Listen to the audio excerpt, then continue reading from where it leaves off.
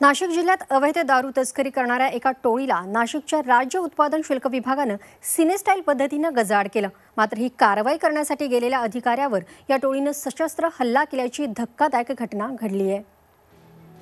Cine style पद्धतीनं दारू तस्करांवर कारवाई, 66 लाखांची दारू जप्त, अधिकाऱ्यांवर जीव घेणा हल्ला।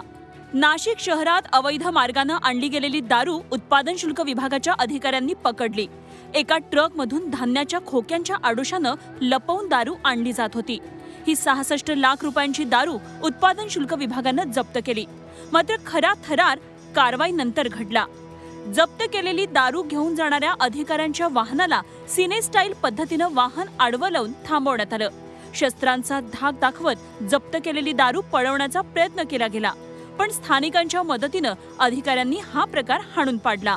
ही घटना ज्यावेळी घडली त्यावेळी स्थानिक लोकांनी आम्हाला मदत केल्यामुळे आम्ही तो ट्रक पुन्हा ताब्यात घेतला, नाशिक कार्यालयात आणला।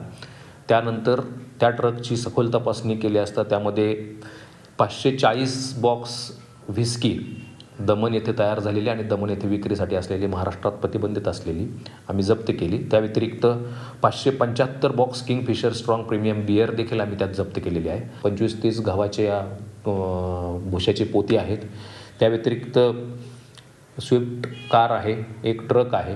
असा सगळा मुद्देमाल साधारण 65,91,000 पेक्षा जास्त आहे आणि 4 आरोपींना आम्ही अटक केलेली आहे।